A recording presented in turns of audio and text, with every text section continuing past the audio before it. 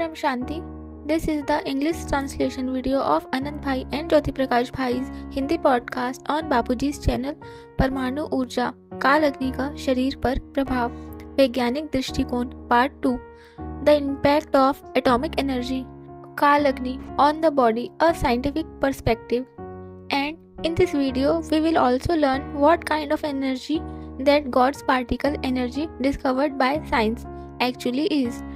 We will also explore the concept of rapture, how the physical body disappears from here and goes to another dimension, and how elements transform into their ultimate essence.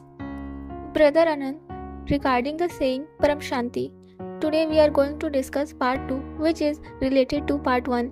In part 1, we talked about what would happen to souls if nuclear weapons were used on Earth and how humans could protect themselves. This isn't from a gross perspective but from a subtle perspective, focusing on the true nature of the soul. We are going to discuss this from a spiritual viewpoint because in the physical world, as you know, nuclear weapons are highly explosive and have caused immense damage before, and if used again, they will cause damage again. But it is very important to understand what kind of damage can be done to humans at the soul level and what can be done to avoid it.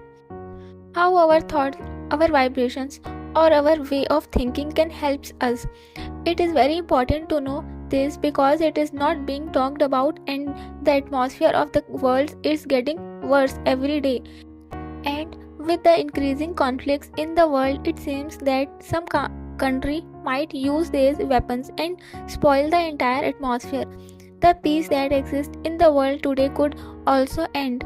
There could be wars between religions, religious wars, and with all the negativity that will increase in these things, there is a very high possibility that such dangerous weapons might be used. So, in this situation, what should humans do or what can they do? What should religions do together? All those who are doing peace talks, we have also heard that if war starts, some say we will start penance, some say we will start yagya, some say we will do devotion. So what should humans do? This is the biggest question. So let's start from here. Brother, you are very welcome. Please tell us in this situation what can humans do? What is in their hands? Jyoti Prakash Bhai says, this question is a very basic one in today's world. Given the state of the atmosphere and the prevailing circumstances, one country is warning another with nuclear weapons, threatening them, saying we have them. Today, major developed countries possess a huge number of nuclear weapons, and on the internet it's reported that there are a total of 13,000 nuclear weapons, with Russia and America having a very large number, 6 to 7,000, with one alone, and America with other having 500, 600, 700, making it 13,000. India has very few, about 200, but 60% of these are hydrogen bombs, and hydrogen bombs are very dangerous, even more so than atomic bombs. What was dropped on Hiroshima and Nagasaki was very small and it was an atom bomb, but now there are hydrogen bombs. A hydrogen bomb is very destructive, meaning a hydrogen bomb involves both fission and fusion reactions. For a fusion reaction to occur, we need a minimum temperature. On the sun, it's 15 million degrees Celsius, and on Earth, to create the same reaction, we would need to create 100 million degrees Celsius. First, the fission reaction takes place which creates that temperature, and then at that temperature the fusion reaction occurs, and then the energy released causes destruction. I saw that 60% of them are hydrogen bombs, meaning there are 8,000 to 13,000 hydrogen bombs, and if they explode, given the current atmosphere where countries are fighting each other, just imagine what would happen to Earth if 100 million degrees Celsius were created 8,000 times on the planet. I mean, every time one explodes, that temperature will be created at the point of explosion. Anand Bhai is asking, if it explodes in a particular spot, how wide a circle will it affect? Jyoti Prakash Bhai is saying, it depends on its capacity. There are different amounts for how wide the radius will be. Sometimes it goes 100 kilometers, sometimes 50 kilometers. Jyoti Prakash Bhai is saying, the pupils, animals and houses in that area are all destroyed within its minimum radius. Everything is completely wiped out. Anand Bhai is asking, these people must have tried to use it for experiments. Jyoti Prakash Bhai is saying, tests have been done both on a small and large scale. Russia conducted a very large bomb test, and from that they must have gotten an idea of how much damage it would cause. There is data available online about the effects in different areas depending on the tonnage of the explosion. All that has been studied. It means they are fully prepared to destroy our earth. Now, you might be thinking about how we can save ourselves. In religious scriptures, it is never even written how to protect oneself from this. Today, dharma has become religion. Dharma is different and religion is different. Dharma should be a quality of the soul. But today, dharma has become a dharma of the body involving indulgence, ostentation, and all this has become a religion, meaning people have created a system where they follow rituals. Nobody knows why all this was created, but when we go into reality, into self-knowledge, into Bapuji's knowledge, and understand how to achieve elemental transformation, Tattva Parivartan, only then we'll be able to save ourselves from these nuclear weapons. These nuclear weapons or any kind of mass destructive weapons are called mass destruction. It's not that if a bomb explodes in one place, only that one place will be affected. A large area will be affected because all the radiation will spread through the atmosphere. Just like gamma rays, the radiation emitted includes alpha, beta, gamma and neutron rays. The alpha and beta rays, the radiation they emit, cover short distances. They don't go very far, but these gamma rays and neutrons travel at the speed of light and go very far, spreading throughout the atmosphere. We can think of them as different varieties of the fire element. In spirituality, how do we protect ourselves from all these things? For this, we need to understand spiritual science. All these things we are talking about now are physical science. As we were discussing this morning, physical science is focused on matter, whereas spiritual science is focused on energy. Let's understand the elements a little now. As we advance in spirituality, we see everything as vibration, whether it's an object or energy. Energy is vibration and an object is also vibration. An object is vibration because the form it takes is also a vibration. If its vibration changes, we will see it in a different form. So everything is vibration. Some vibrations are gross and some are subtle. We are unable to perceive subtle vibrations. Every vibration requires a medium, otherwise how will that energy move and transfer? For example, among our 5 elements, the Akash element, ether element, is extremely subtle. There is vibration in the ether element and there is also vibration in the air element, but the ether element remains in a very subtle form within the gross vibrations. Let's understand the elements this way. Our Vedic scriptures have explained very well how to understand the elements. Elements are understood by their qualities. Prithvi, the earth elements, quality is smell, Gandha. Jal Tattva, water element, quality is taste, Ras. The fire element, Agni Tattva, is quality form, appearance, Roop. The air element, Vayu Tattva, quality is touch, Sparsh. The ether element, Akash, space or ether element, quality is sound, Shabd. Here, Shabd means vibration, not the sound we speak through. That is also a vibration and a part of Akash's vibration. This means the Akash or ether elements simply refers to vibration and nothing else. We should not understand it as merely sound. Sound is a form of vibration. For example, when we touch each other, we feel that sensation of touch because we have the Vayu Tattva or air element within us. Otherwise, we wouldn't be able to feel each other by touching. And a person's appearance, if someone looks beautiful and has a glow, it's because the proportion of the Agni Tattva, fire element, is higher in them. The fire element enhances form. Then the taste we get from any food item we eat is the property of the water element, and the smell of any object is the property of the Prithvi Tattva or earth element. So when we talk about the earth element, whenever there is a smell in any object, there must be a molecule or a vibration causing that smell. This means that molecule itself is the earth element. Similarly, if anything has even a little taste, that molecule itself is the Jal Tattva, water element. This is how we identify the elements.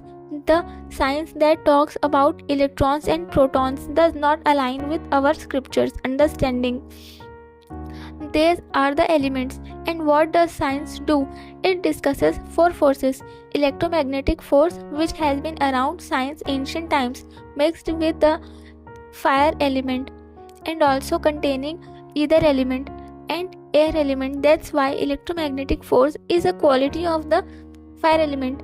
Then there's the gravitational force and nuclear force. Among these, the most subtle is the gravitational force. What is gravitational force? As we discussed, planets and constellations are created within a sheet of ether element. This ether element keeps fluctuating up and down according to their vibrations. So all our electromagnetic forces are gross. The most subtle is the gravitational force. As ether bends, light also bends. Light bending won't cause the Akash Tattva ether element to bend, but if the ether element bends, light will bend. This basis of light is the ether element. Light, meaning the energy that is in motion, has ether element as its basis. If ether element is not there, light won't even be able to move because it needs a basis. The energy that is moving is doing so on the basis of ether. For example, if we take a rope and shake one end, the wave travels. What is its basis? The rope. If there's no rope, what will it travel through? Similarly, ether element is a basis, a very subtle base. Just as if we increase the length of the rope, the energy will take longer to travel. Similarly, if we bend the Akash Tattva ether element when it was straight, light would be reach a straight place. But if we bend the ether element, light will have to cover a long distance, so it will take more time. By measuring this, science is now saying there are gravitational waves. But what are they measuring? Electromagnetic waves, because they don't know gravitational waves. What science is doing is observing that light or laser, whatever it is taking more time. Why is it taking more time? This implies that it's bending somewhere, so they are detecting that there is something. This means that gross vibrations like the electromagnetic force are influenced by even more subtle vibrations. However, gross vibrations do not affect subtle vibrations, but subtle vibrations do affect gross vibrations. Just like a gross vibration is a rope, a vibration went through the rope. We gave it at one end and it reached the other end. There's nothing beyond that. So where would it go? It means if the rope ends, it cannot proceed further. This implies that the vibration only exists as far as its basis is present. That is, an electromagnetic wave can only travel as far as the ether element exists. Where the ether element doesn't exist at all, it won't go. Its reach is not there. Anand Bhai is saying, for example, if we send a message from here to Jupiter, it will travel as long as the space element, ether element, is there, because ether element is present in the universe. so it will go that far. Just as Bapuji was also saying that when Vishnupuri arrives, that space, meaning either, will also disappear and this will also end. Jyoti Prakash Bhai says that Bapuji is saying the same thing. Our ether element extends up to Brahmapuri. Voyager 2 has been traveling since 1977. I saw that Voyager 1 has gone a very short distance so far. Science cannot precisely tell us how far our Brahmapuri extends. Voyager 1 has gone up to 15 million kilometers so far. Up to that point, either element exists and its signals are coming from there. The signals are very faint today. The reason for them being faint is that the space is vast. They say it takes 1 week for a signal to come from Mars, and it also becomes weak because the property of either element is to be absorbed. Just as we walk on a road, there is friction, isn't there? Energy is lost due to friction. Similarly, any wave that travels through the ether element absorbs its energy. By the time it reaches from one end to the other, that wave becomes very small, meaning its magnitude decreases. We are still receiving signals from Voyager 1. It disappeared for a while in between, then reconnected. It reconnects because the signal becomes faint and then perhaps it picks up even those very small signals. This means that energy will reach as far as the basis of ether. Beyond that, it cannot go. Even if it did go, its effect would not remain because it wouldn't find a medium. This means the energy would be absorbed. So there's a difference between subtle and gross. Subtle vibrations can travel through gross ones. The faint signal was there. If it touches a wire, it will proceed further, but gross vibrations cannot travel through subtle ones.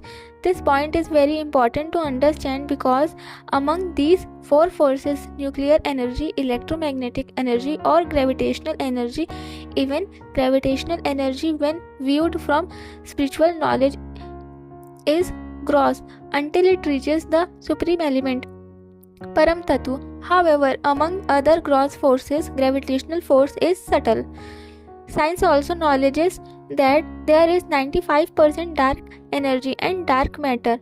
It can only recognize 5%, and even within this 5%, it can only recognize the fire element.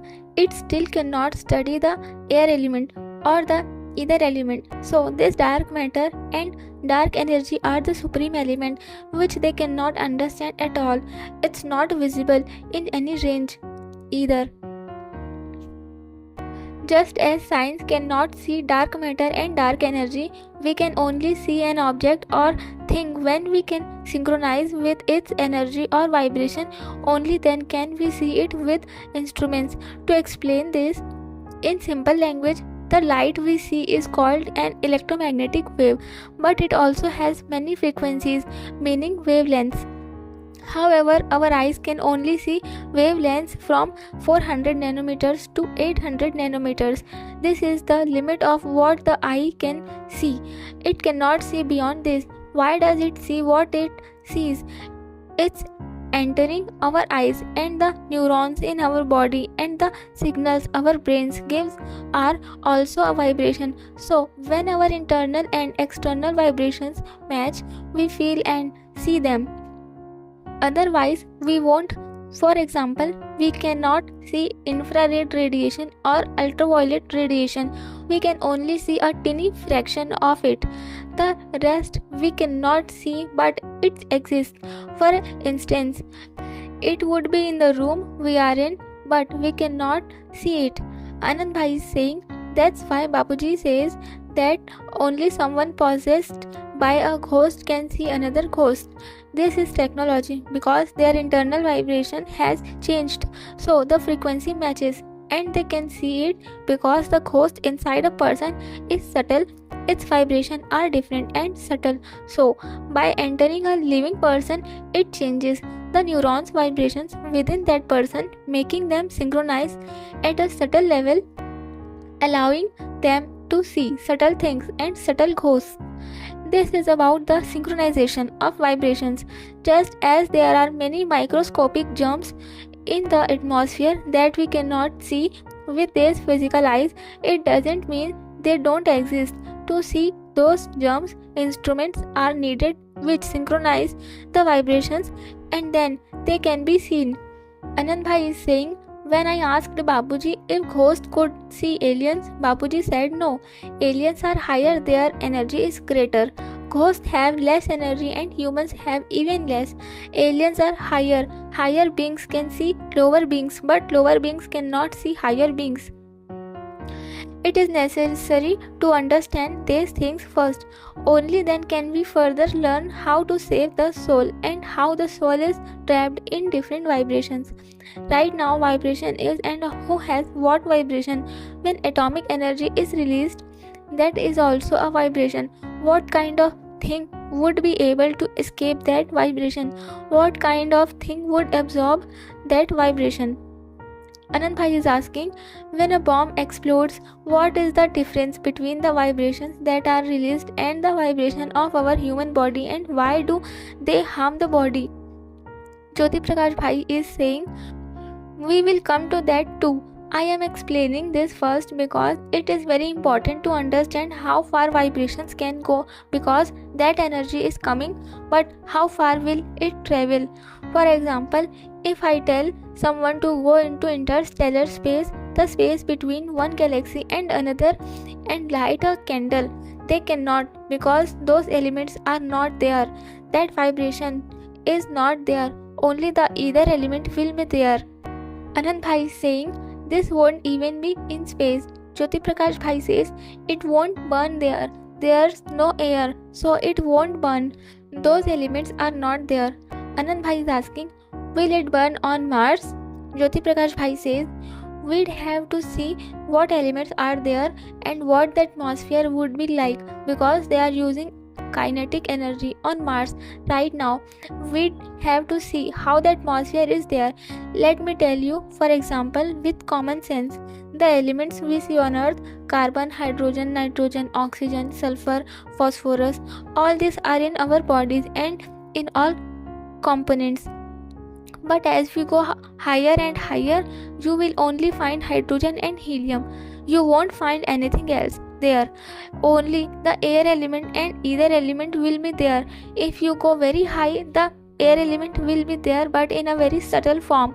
We can't tell it. Supreme fire, the Agni Tattva, will be in a refined state.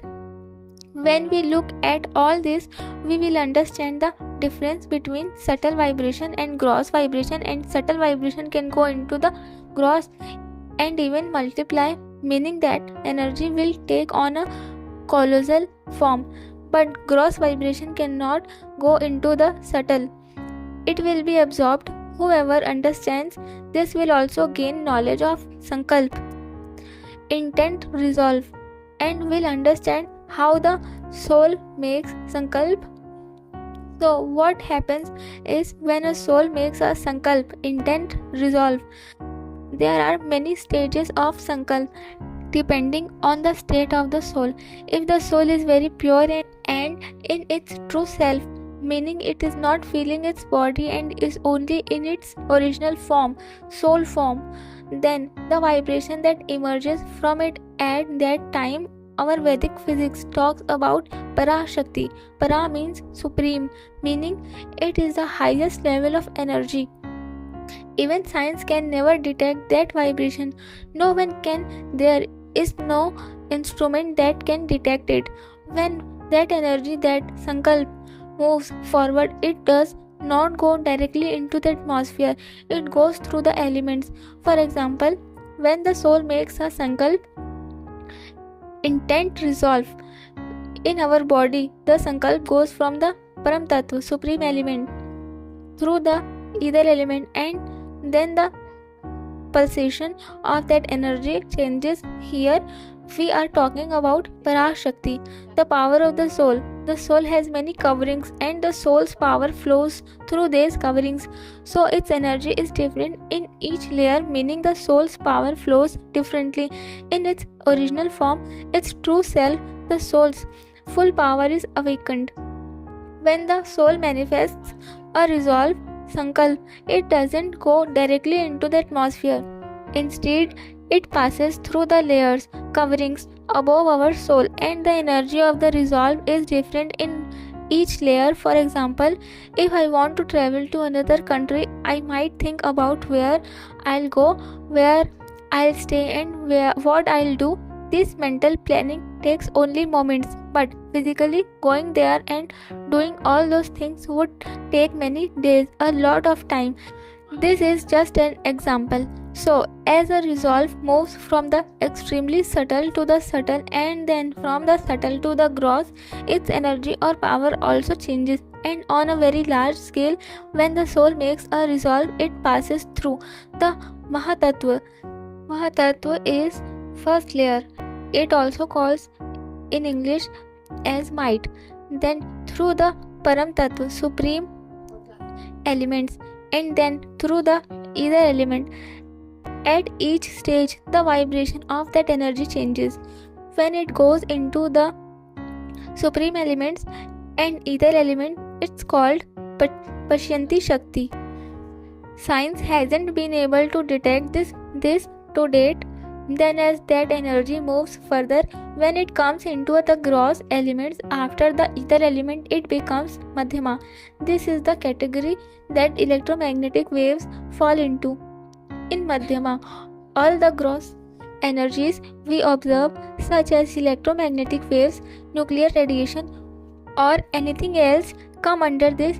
We would count gravity waves in the ether element because they exist there. Vibrations from the ether element come into Pashyanti and then transfer to other elements, becoming Madhyama, like electromagnetic waves or nuclear radiation. This process continues. This means that in the most gross form, we have electromagnetic waves and nuclear radiations.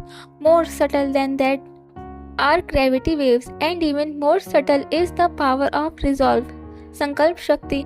For instance, what is science saying today? The four forces that existed before the Big Bang were originally one force. It took on four forms and appeared in nature in different forms. When it was in its original state, it was one force. The power of resolve itself divided into these four forces. The original power of the soul, the vibration of resolve, was extremely subtle.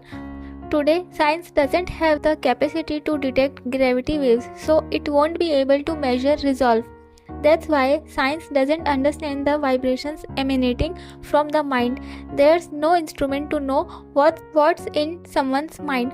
The alpha, beta, and gamma waves that come from the brain are gross waves, electromagnetic waves, and these can be seen. But what the mind is thinking, science hasn't been able to discover. That power of resolve is extremely subtle. The nuclear accidents or nuclear weapons that cause gross energy to be released are so widespread because they are directly drawing energy from the ether element by disturbing the gluon force and converting it into the fire element. All the radiations released, neutrons, alpha, beta, gamma, will travel as far as the support of the ether element extends. Where the support of the ether element ends, that energy will be absorbed there. The soul is in its true form, Atma Swarup or soul form, and its energy is in the supreme elements. So, the gross energy, the nuclear energy released, cannot travel or reside in the supreme element. It will be absorbed. But how do we reach the soul form, Atma Swarup, and the Param Tattva, supreme elements? Science doesn't even understand the supreme elements in spirituality. We understand that above the ether element there is a certain vibration. We consider every element to be a vibration, but that vibration is a very final level of vibration. Anand Bhai is saying, Just like a jammer blocks mobile waves, similarly, any vibrations of destruction that are coming will not affect the soul in its true form, Atma Swarup, soul form. Jyoti Prakash Bhai says it won't be able to travel, its speed will end. Its medium was the ether element. When one is in the Atma Swarup or soul form, all gross elements cease to exist. So the soul is supreme light, and above it are the coverings of the Param Tattva supreme elements where gross elements cannot move. For example, these nuclear waves traveled up to Brahmapuri but cannot go above it because either element exists up to Brahmapuri. Above that is supreme elements. In Param Akash, supreme ether element, it cannot advance further, its gross energy will be absorbed. The law of gravity needs to be explained. The law of gravity was told by Newton and also by Einstein, but when our frequency matches, then we can connect with it. We are only able to see the light of the room when our inner frequency is matching it and we are connecting with it. Gravity meaning the power of attraction. Any vibration connects with something only when its vibration matches it. For example, we will see all elements as vibrations, not as gross elements. Like Newton said, why did the apple fall down? Why didn't it go up? Because the apple had more earth element. Earth attracts earth itself. Here, Prithvi is not about the earth where we live. It's about the earth element, which is one of the 5 elements, a gross element which is a vibration. So similarly, fire will attract fire. When both matches, they will connect with each other. If someone has a lot of supreme elements inside them, we are not seeing this in a gross form. The vibrations of supreme elements are more within them. They will never be attracted to this world. This is a natural law. When vibrations synchronize, they will keep moving in that direction. How can a person connect with higher energy that is in a higher dimension? We are sitting here under either element and we want to connect with supreme element. We are not even talking about divine light or Param Prakash in the causal world right now. That is very high. We want to connect with supreme ether element. The vibration of supreme ether should be created within us, whether through spiritual knowledge or through yoga. We will get established automatically. We will connect with it automatically because there is no physical method that I can cross either element and go. Either element is also vibration. How will you cross that vibration? You have to synchronize with the vibration above it. Then you will automatically cross either element. This method is only about vibrations. As soon as the soul connects with the supreme ether, supreme elements, then according to its capacity, it will keep attracting and the elements from there will keep coming into it. Our body is made of atoms. What is inside atoms? There are electrons, protons, neutrons. Those are also just vibrations. Today, no one has physically seen an electron. The mass of an electron, all this is coming from calculations. All are vibrations. We will not call anyone a person. We will only see them as a soul. When the soul connects with a higher dimension and that energy comes into it, then look at our body. The body has 99% vacuum, meaning free space. From the outside it looks like a body, but inside it is 99% space. Science is also saying that space is not empty, it is filled with energy. When energy keeps coming into us and gets filled in it, this will take time. Then it will also change the frequency of neutrons and protons. Electrons, protons, neutrons, these are also vibrating with the coming of energy. It will change their frequency. That's why there is talk of DNA changes. Its frequency will have to be changed, and only when the frequency changes can this happen. And to change the frequency, energy can only be taken from the Almighty Authority, because that is the source of energy. They have infinite energy. How can we connect with them? How can we connect with them? Through yoga. There is a separate video for that, you can watch it. And how you can come into your soul form, Atma Swarup, with Behad Gyan, infinite knowledge, and the knowledge of elemental transformation. Element transformation is not found anywhere else. Whichever Bapuji has given us, you can go and see it in his official YouTube channel, Bapuji Dashrath Bhai Patel. Anand Bhai is saying, just like Narad ji used to come to earth, then go back to Brahmapuri and Vishnupuri, this is called teleportation. Jyoti Prakash Bhai says, the God particle that science discovered, they collided two hydrogens which they called the Higgs field. They proved the existence of such a field that is giving matter to all fundamental particles at the subatomic level. Mass energy interconversion happens. Mass means energy, energy means mass. I saw data on the internet, two protons collided at the speed of light, and the energy released between them is said to be 13 to 15 tera electron volts. And how long does it last? 10 to the power minus 29 seconds. That energy is so subtle and it dissipates in the atmosphere. It disappears.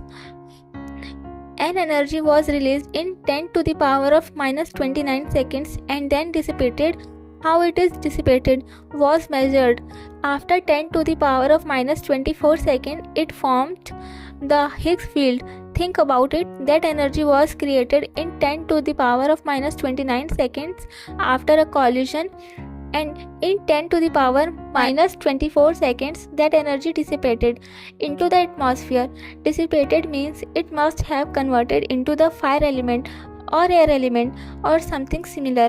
I was looking at data and it converts into some fundamental particles, creating the Higgs field. Its energy is 124 giga electron volts. It went from tera electron volts to giga. Such a sudden reduction, and it doesn't even last long. It disappears in 10 to the power minus 22 seconds. So this Higgs field is observed for a moment and then it's gone, but they took that data and the energy matched the theoretical calculations they had made earlier. This means there is something like the Higgs field. In my opinion, the Higgs field is either element. All particles emerge from it or are formed by it. Emerge means they take energy just as electrons and protons receive energy. Everything does. And in this Higgs field, energy mass conversion happens easily. So it is the either element. From either element, air element is formed, fire element is formed, and all others are formed. All forces also operate based on the either element. So it perfectly matches the Higgs field. Therefore, it's not the God particle. The Higgs field is the either element. But what was formed before the Higgs field for such a short duration at tera electron volt energy? I believe that was the supreme fire element. It dissipated immediately. When we searched for this, they asked what it was. They said perhaps this situation is creating a Big Bang type scenario, meaning it's creating such a huge amount of energy. Think about it, when two electrons collide, a small amount of energy is produced and dissipates. Now imagine trillions of protons colliding. What would happen? An energy field would be created. Anyone who enters that energy field might even teleport. That is, such a strong vibration would be created that if a person went into it, the vibrations of their body's electrons and protons would change, causing them to teleport. That's why they say it shouldn't be done, and sometimes they say a portal has been created. Anand Bhai is saying, Bapuji said that there is power in moving from one galaxy to another. One can go through a wormhole by applying fuel power. Power means supreme light. A portal opened from here. This is the path of light, isn't it? As you said, an energy will open up that will make you disappear. Jyoti Prakash Bhai says, you always have to keep in mind that everything is vibration. The moment you go to that place and your body's vibration changes. As we just explained, with the law of gravity. As your body's vibration changes, imagine your body's vibration becomes equal to the supreme ether element. You will immediately connect to that universe or galaxy where the supreme ether is, because you will synchronize with that vibration and connect with it. Then according to your willpower, you can connect and pull as much as possible, or you can go there yourself. Science is also saying this, and our process of elemental transformation is also the same. Anand Bhai is saying, I understood the concept of rapture, how a person can disappear from here. Jyoti Prakash Bhai says, this is scientific, it's super science, the science of vibration, but to realize it requires a lot of practice. Where will the instruments come from? For example, if they put a person inside the tunnel where they are experimenting, we can't say how practical it will be, because it's impossible to create that thing in the gross form, physical form. Anand Bhai is saying, so through rapture they will disappear from here, but it's unknown where they will go. The body will perish and the atmosphere there. This physical body is the soul's last covering. It will convert into the subtle form through that vibration, and with that vibration, to which dimension will it connect, or how much power does that soul have, or will the soul itself dissolve? In Sanatan Dharma, there's a mention of Narad Muni, who used to appear on earth and then disappear. This is also a form of teleportation. He would connect through vibration. If he went to Vishnupuri, he would become of the supreme element, and if he came here, he would be of the elemental level. If you want to go back to a higher dimension, you have to change your vibration, otherwise you won't be able to connect. Anand Bhai is saying, I think he used to create a ring of the supreme element around himself, and as soon as he entered the elemental realm, he would become visible. Then, with a resolve, the ring of the supreme element would appear again and he would disappear. Jyoti Prakash Bhai says he might be using that method. Perhaps that's why he was seen with a Vimana, celestial vehicle, UFOs. UFOs work in a similar way through the power of resolve. Anand Bhai is saying, Babuji also explains how one transforms from fire to supreme fire. The technology of UFOs, some kind of reverse technology, is something science hasn't been able to discover yet. Science isn't able to figure it out because it doesn't have knowledge of the supreme element. They don't have any instrument that can detect the vibration of the supreme element, because they can't even detect the vibration of the sky element or either element. They would need to create an instrument that can synchronize with the vibrations of the supreme elements, and this cannot be made from gross elements. Anand Bhai is saying, call it alien technology or a science that aliens know, or souls of the supreme ether element, or even souls of the supreme ether know all this. Humans of this universe cannot know it. Jyoti Prakash Bhai says, yes, because knowledge is limited, and so is science. Science doesn't want to go beyond electromagnetism, and they are only using nuclear power for bombs. Anand Bhai is saying, if a soul from a universe or galaxy level has come to earth, then only knowledge up to that universe will come into their mind. A soul can only understand as much as its origin. Jyoti Prakash Bhai says, what are they planning at most right now? To go to Mars, right? What will they find on other planets? They'll only find these gross five elements. Their combination might be different, but there won't be any supreme element. So what will happen and what will they find? Bapuji, through his divine vision, said that there was a nuclear war on Mars 8,000 years ago. So there must be nuclear radiation there. The only way to escape nuclear is spiritual awakening, and this isn't just spirituality. One needs to understand the entire knowledge of elemental transformation to be able to make the effort. Purusharth. Purusharth is made of two words, Purush and Earth. In scriptures, Purush refers to the soul, and the effort to know one's true self and abide in it is Purusharth. This means soul consciousness or soul form and self-realization. That's why Bapuji says, I am not attained through chanting, penance or meditation. I am attaining only through knowledge. Until one knows the vibration, what will they connect with, how will they connect, and how will they transform elements? That vibrations must come within them, otherwise it won't happen. Anand Bhai is saying this is a practical matter. Until one connects with higher vibrations, their mind, intellect and sanskars, imprints, tendencies won't change, because mind, intellect and sanskars are lower vibrations. When high vibrations come into us by connecting with higher vibrations, the lower vibrations start to delete or dissolve. What are sanskars or tendencies? Sanskars are micro programmings within us. What are vibrations? They are vibrations.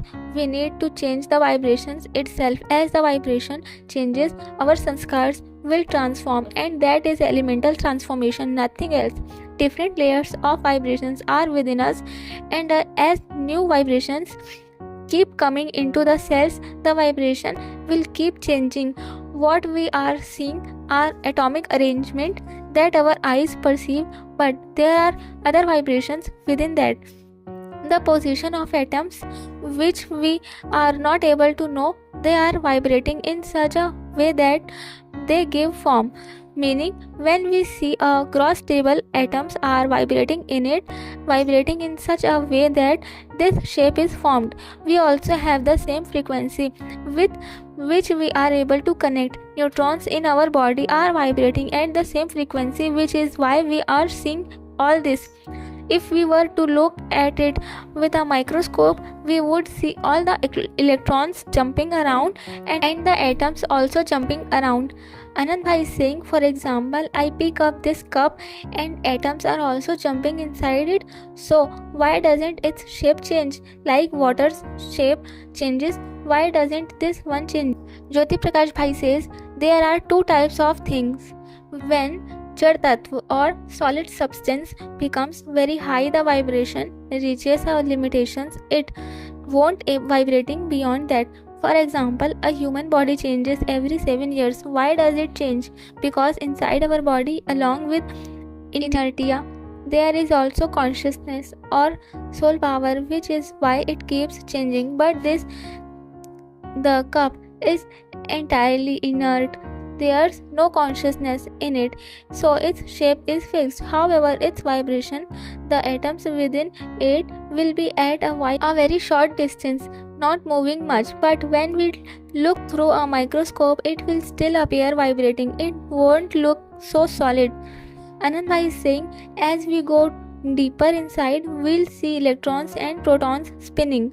Jyoti Prakash Bhai says, science sometimes asks, who gave power to the electrons? Who gave power to the proton?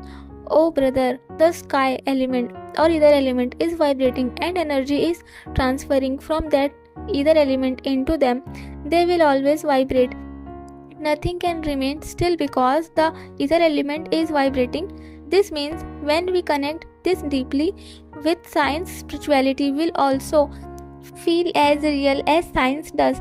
Anand Bhai is saying, it's like those children's inflatable toys where kids climb up a ladder.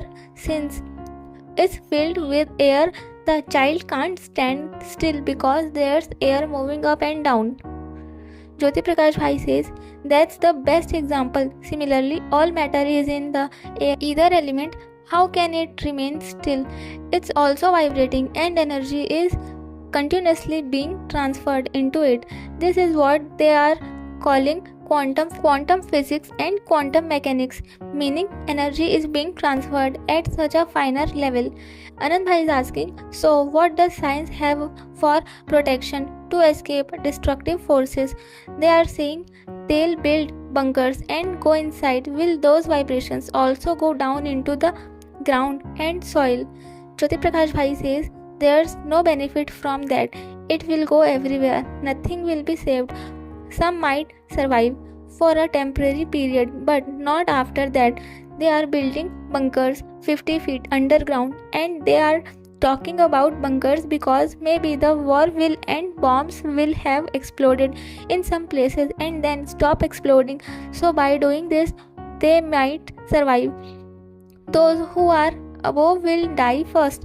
Those below will get a little time.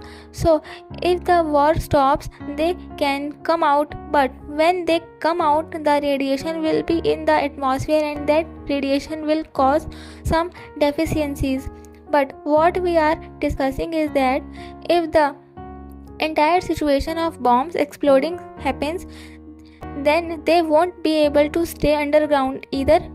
Now here, nuclear radiation will harm all elements. It won't spare anyone. Water, soil, everything. It's so dangerous. Today science is acting like mad. They themselves are preparing for the end of humanity. First they looked for the end, then they are looking for protection. If they hadn't looked for the end, they wouldn't have to look for protection. There's also uranium lying beneath the earth, and metallic lava, meaning fire, is also there beneath the earth. All this will activate at such heat. They don't understand anything. What is the earth? It's so small, and they are jumping around so much on it. Anand Bhai is asking, we talk about three realms, Bhulok, Bhuvalok and Swarglok. Is up to Maya matrix. What will happen in these three realms? These are higher dimensions. Jyoti Prakash Bhai says the radiation that will be released and such a huge amount of gamma rays and neutrons will turn into something like the sun. Today the sun's gravity reaches Brahmalok. So this will also reach wherever the sky element, either element is, radiations will reach there. It won't spare even the subtle realms. Such huge radiations will be emitted, but we have no idea how far into the subtle realms it will go. It means that the 100-200 feet space shuttles that will explode will all be destroyed. Anand Bhai is saying this could also mean that when atomic bombs exploded on Mars 8,000 years ago, their radiation must have reached Earth as well. Jyoti Prakash Bhai says it's difficult to understand this today, but it must have happened. What scale it was on, how much exploded, what its density was, we don't know, but today they are sitting with 13,000 bombs. If they explode, the situation will be so terrifying. It's unimaginable. Its radiation will spread far into the universe beyond Earth. Anand Bhai is asking, so what will happen to the souls living in the three realms? Let's say, what will happen to those in subtle bodies? Jyoti Prakash Bhai says, the radiation that comes from this science calls it ionizing radiation. What is this radiation? When it strikes an atom, it removes its electron, and we don't know what it will do to neutrons and protons. This radiation will destroy parts of your body because it will destroy your atoms themselves. Every atom will burn. The body will burn, that's fine. But what will happen is every atom will start burning. It will ionize, and therefore it will affect the subtle body. In Hiroshima and Nagasaki, where it exploded, children are still being born with defects. Today, it will start breaking every atom. Breaking every atom is called DNA mutation. It changes the DNA itself. There's protein in DNA. That protein won't remain. Something else will be inserted. Thanks for listening. Our official YouTube channel is Bapuji Dashrath Bhai Patel. Thank you. Param Shanti.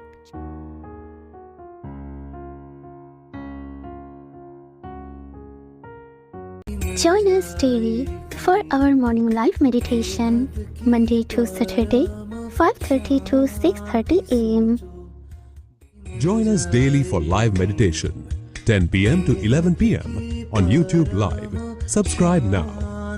Website www.paramshanti.org. Email us anand@paramshanti.org. Like, share, subscribe. Join today.